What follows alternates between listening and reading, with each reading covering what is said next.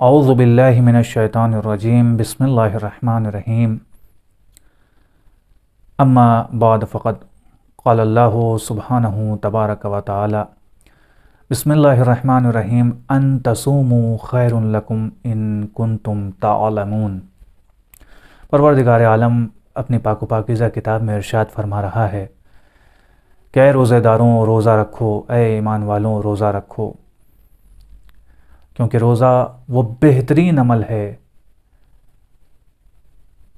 کہ جس کو پروردگار عالم نے تمہارے لیے خلق کیا ہے، اگر تم واقعی اس کے اہمیت کو جان لو، اگر تم واقعی اس کی فضیلت کو جان لو۔ ناظرین کرام، اس سے پہلے جو میں نے ویڈیو بنائی ہیں آپ کے لیے کہ روزے کے طبی فوائد کیا کیا ہیں، اس میں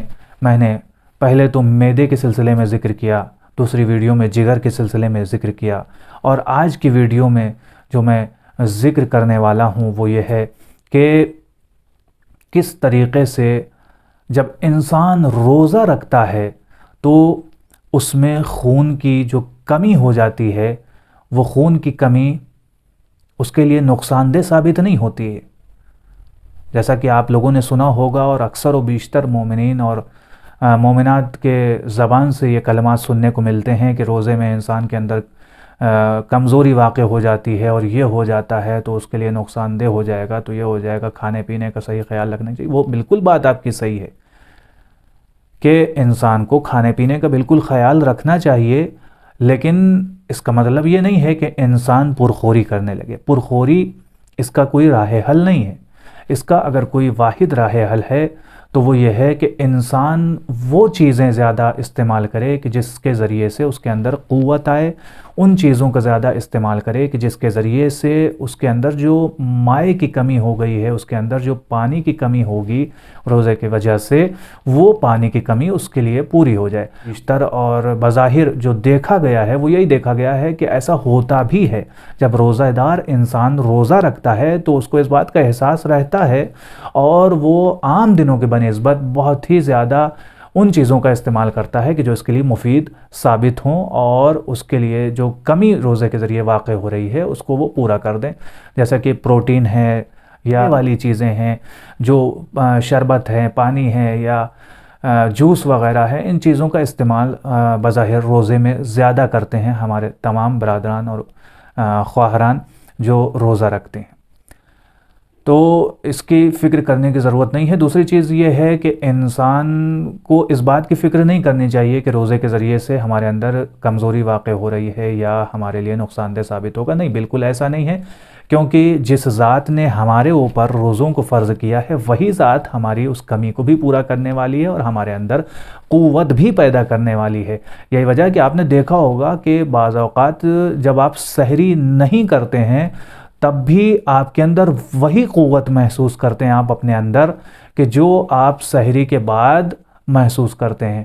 آپ نے دیکھا ہوگا کہ کبھی کبھی سحری چھوٹ جاتی ہے لیکن ہمیں اس بات کا احساس نہیں ہوتا ہے، خاص کر کے ماہ مبارک رمضان میں، کیونکہ اس ماہ مبارک رمضان نے اللہ نے ہم پر خود روزوں کو فرض کیا ہے، لہٰذا ہمیں اس بات کا احساس نہیں ہوتا ہے سحری چھوٹنے کے بعد بھی، سحری نہ کرنے کے بعد بھی، کہ ہم نے سحری نہیں کی ہے یا ہمارے اندر کمزوری واقع ہو رہی ہے یا ہمیں جو ہے غیر توانائی کا احساس ہو رہا ہے۔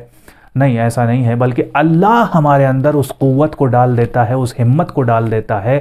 کہ جس کے ذریعے سے ہم اپنے روزوں کو پورا کر سکتے ہیں۔ پروردگار عالم کی بارگاہ میں دعا بھی یہی ہے ماہ مبارک رمضان میں کہ پروردگارہ تو نے ہمیں اس نیک عمل کے لیے منتخب کیا ہے اور ہمیں اس دین اسلام مبین میں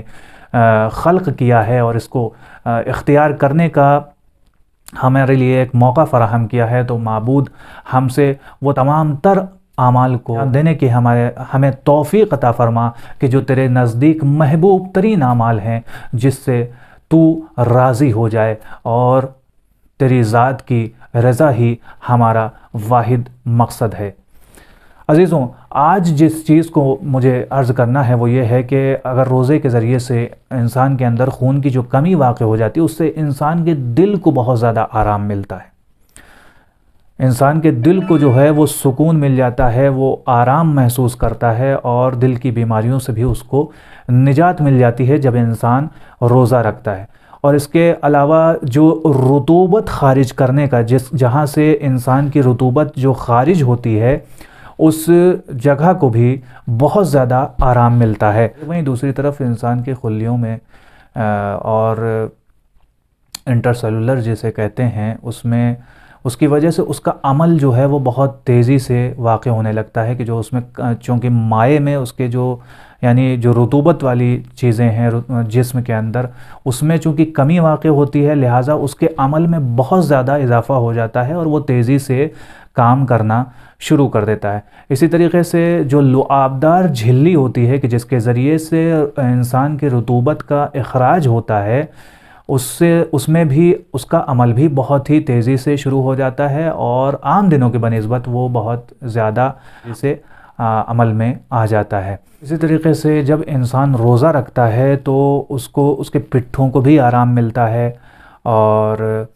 انسان جب روزہ رکھتا ہے تو جو بہت زیادہ عام دنوں میں انسان ٹینشن کا شکار رہتا ہے اس ٹینشن سے بھی اس کو نجات مل جاتی ہے، اور ایک ذہنی سکون ملتا ہے کہ جب انسان روزہ رکھتا ہے، کیونکہ اس کو اس بات کا احساس رہتا ہے کہ میں جو اس کام کو انجام دے رہا ہوں وہ ذات الہی کے لیے اس کام کو انجام دے رہا ہوں، اس عمل کو انجام دے رہا ہوں، اس کار خیر کو انجام دے رہا ہوں کہ جو پروردگار عالم کے نزدیک ایک عبادت ہے۔ اگر میں اس عبادت میں سوؤں گا بھی تو وہ بھی عبادت شمار ہوگی، اگر میں اس روزے میں کسی کام کو بھی انجام دوں گا تو وہ بھی عبادت شمار ہوگی، اگر میں کسی چیز کو پڑھوں گا تو وہ بھی عبادت شمار ہوگی، لکھوں گا تو وہ بھی عبادت شمار ہوگی، اہل و عیال کے لیے کسی کام کے لیے باہر جاؤں گا تو وہ بھی عبادت شمار ہوگی۔ لہٰذا ایک ذہنی سکون ملتا ہے اور اس کو ٹینشن سے ایک طریقے سے نجات ملتی ہے اور اس کی ٹینشن میں کمی واقع ہوتی ہے۔ بس عزیزوں، یہیں پر اپنی گفتگو کو تمام کروں گا اور انشاءاللہ اگلی ویڈیو میں کسی ایک نئے موضوع کے ساتھ آپ کی خدمت میں حاضر ہوں گا۔ تب تک کے لیے اجازت چاہتا ہوں۔ السلام علیکم ورحمۃ اللہ وبرکاتہ۔ اور آپ سے ایک گزارش ہے آخر میں، وہ یہی ہے کہ